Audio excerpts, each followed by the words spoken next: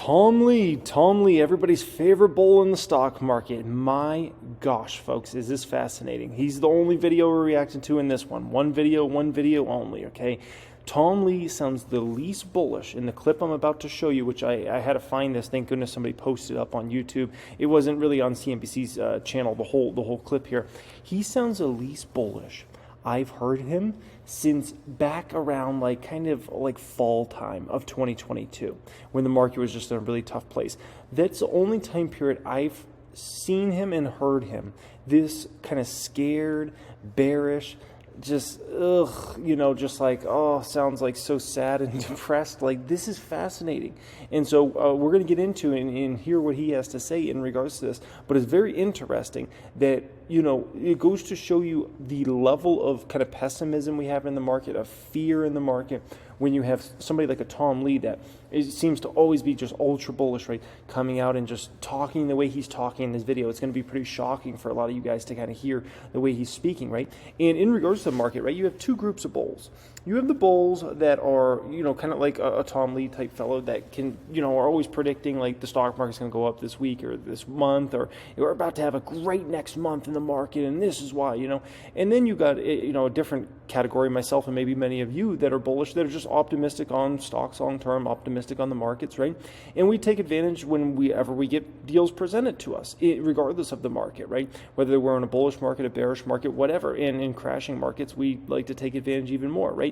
And so we're not confident that in the next week or the next month these stocks are going to go up, but we're confident over the next 3, 5, 7 years with these companies in the way they run their businesses that are going to do very, very well, right? Growth, value, dividends. So nonetheless, folks, we're going to get into this one. It should be an interesting one. Thank you, everybody that's joining me. 24,500 plus subscribers now on this channel, a new record. I appreciate every single person that subscribed to the channel. Thanks for being here, guys. Also, if you ever want to say hello to me, say hello to me on IG. If you didn't know, I have an IG, Financial Education Jeremy. I don't talk about it much on the channel or give it much, let's call it publicity. But if you ever want to say hello, it's in the description area. If you ever want to just, send me a message, say you enjoy the videos or anything like that, just feel free to always send me a message, say hello.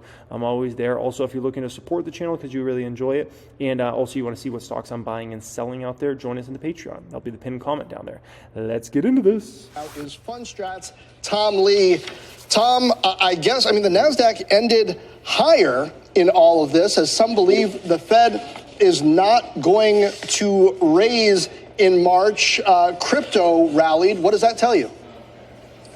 The last couple of days have been really tough for the markets, but I think this credit shock that's reverberating from the Silicon Valley Bank failure is the first signs that the Fed's monetary policy is finally biting. And I think one of the takeaways we have when we look at what Fed Fund futures have done, which is now priced in cuts by year end, and the drop in yields, is that there are some deflationary forces being unleashed because of both the shock to the startup community and the regional banks having some tightening of lending standards that's surely to follow. And I think it does mean disinflation maybe finally have happened. We may have sort of broken the back of inflation.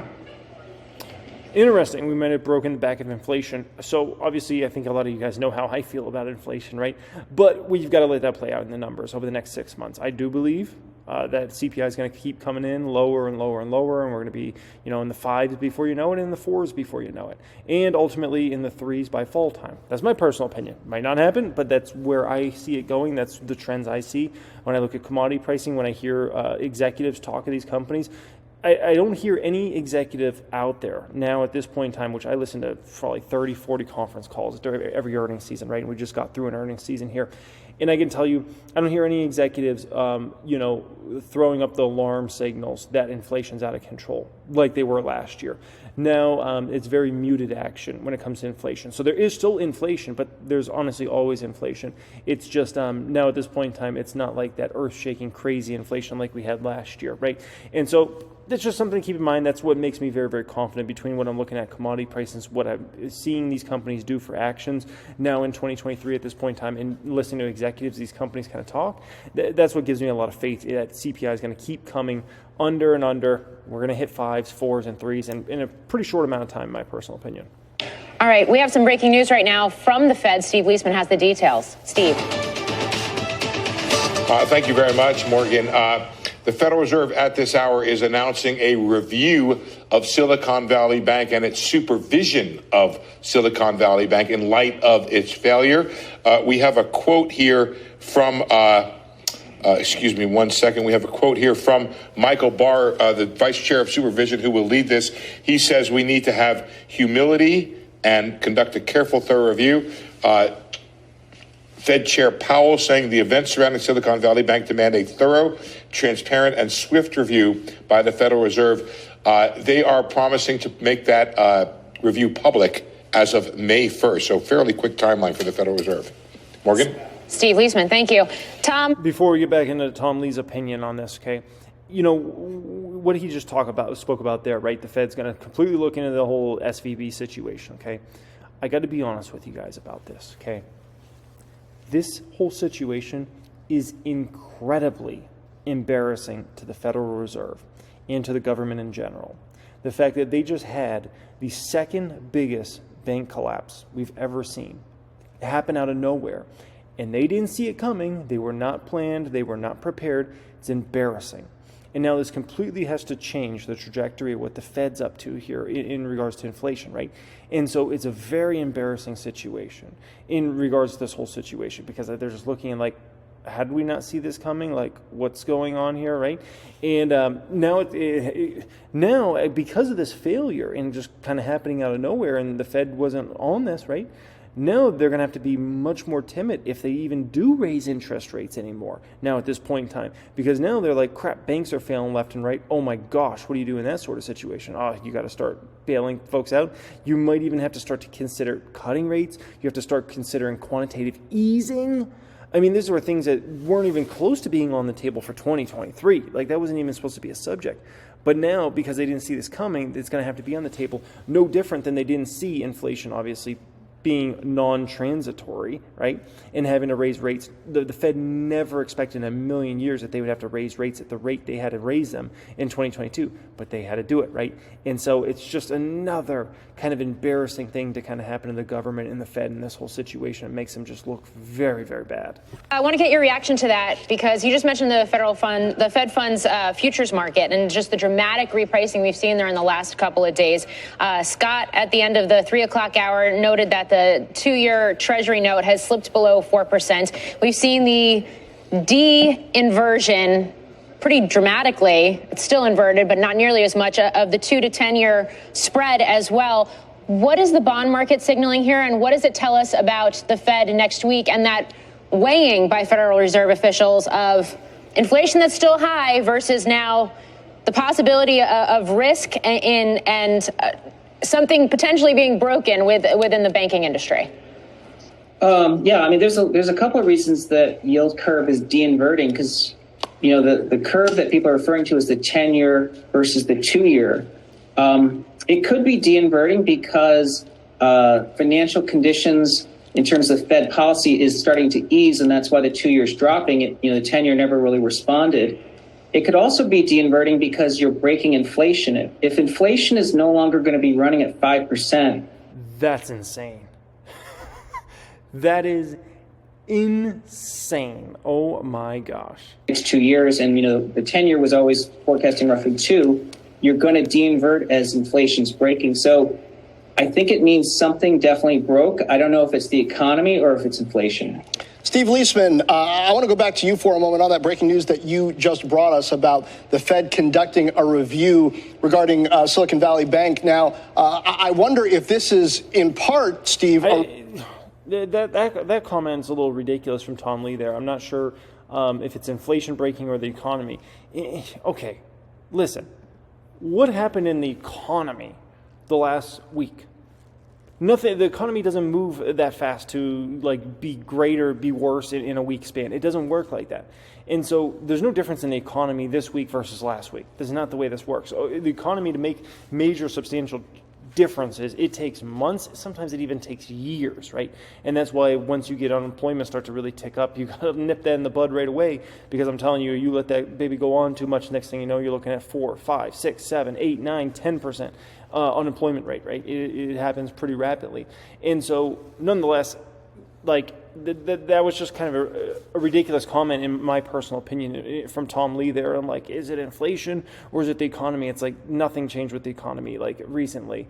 Whatever you thought about the economy 3 weeks ago is the same thing you should pretty much be thinking right now. View of the Fed's own, I guess, action or lack thereof. One of the things that the Fed is supposed to do, right, is promote the safety and soundness of individual financial institutions, monitor their impact on the financial system as a whole. I guess ideally that happens before something like a Silicon Valley Bank collapse happens. So what are they perhaps investigating?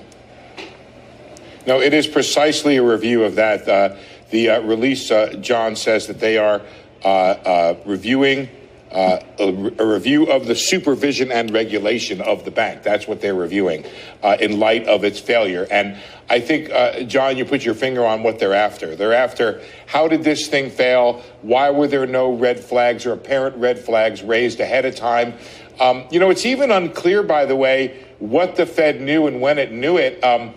Some of the tale of the tape that I've heard is that it was really the rating agencies that flagged investors and others that there was a problem there, not the regulators. I don't know what happened behind the scenes, if the regulators were on Silicon Valley Bank, if somehow they missed something that was key in the books or whatever. But what underlies this, Jonathan, is that the safety and soundness of the financial system is entirely about confidence. And if there is no confidence that the regulators are not on the ball, then you have a big problem with confidence in the system itself. Because frankly, average depositors, even sophisticated depositors, do not have the tools or the ability to evaluate the safety and soundness of banks. So the Fed does need to do this. And in fact, it does need to move quickly because really fair points here by Steve Leisman. Very fair. It's going to be a critical pillar of restoring confidence to the system.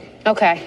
Tom, you were bullish even before we saw all of this fallout. And let's be clear, 3 banks now failing in the past week. Why do you continue to be bullish here, especially if we are talking about confidence and that being something that is going to essentially decide or determine whether we see more potential, and hopefully we don't, but more potential runs on banks? Now listen to how muted Tom Lee sounds here, and how like almost a pessimistic sounding tone here, and tonality by Tom Lee here. This is quite interesting. Well, in the near term, I don't think it's bullish. We notified our clients Friday. In the near term, I don't think it's bullish. Reiterated this morning that there is going to be sort of lingering and ping pong and second order effects. So I do think it's tough, and it's a tough time for investors to be adding risk here.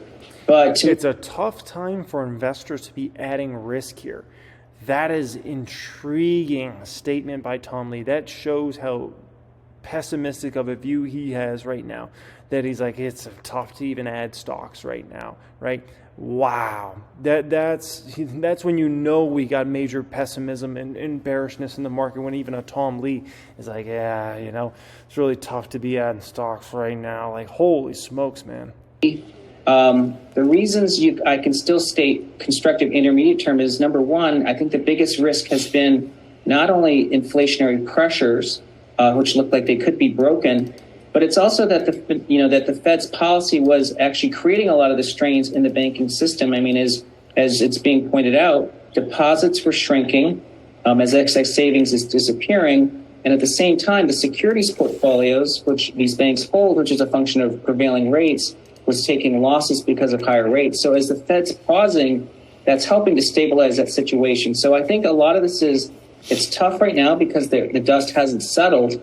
But I think the key to watch now is the resilience. I think the market has shown pretty impressive resilience, and I think that's a good sign. But longer term, 10 years down, VIX is falling, and we're finally getting softening in the jobs market, but we're expecting to. And that should help break the back of inflation. Steve Leisman, I want to ask you a question. I know you got something to add as well, but it occurred to me, I was wondering, why do people think that the Fed might not hike in March just because there's a bank that bought long-dated bonds, more than a year ago. But what you mentioned about what the Fed is looking into sort of shifts my thinking on that. If the Fed feels some culpability that it did these rapid, hikes, 75 basis points, and perhaps wasn't looking as closely at the impact as the Fed should have been, could that not be a rationale for the Fed to say, hey, look? John Ford, in all due respect, sir, okay, and I really like John, this is way bigger than just SVB. We had SVB go down,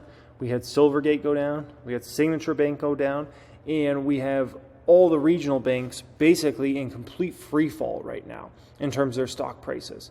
So this goes way deeper than just like, oh, it's one bank, this happening, right? And that's why the Fed has to take this level of seriousness with it, because this is like, I don't want to say the entire banking system, because the big guys aren't really getting hit that bad. The Bank of America, JP Morgan, those big dogs, right? But once you go under that let's call it tier 1 down to tier 2 and tier 3 banks, oh my gosh, they're getting obliterated right now. And so there's real fear that a lot of these regional banks could be going under in the next 3 to 6 months, right? And we'll see if that obviously happens. But that's why the Fed has to potentially has to think about stopping raising rates and potentially even cutting rates if there's more fear and pessimism out there. This is on us. We don't know. Let's pause for a moment while we take a look at what happened here. Yeah, John, I'm not sure they're investigating this really interesting area that you just raised, which is the cross-section or the intersection, of monetary policy and supervision. Right now, this says supervision. Maybe the monetary policy aspect is part of it.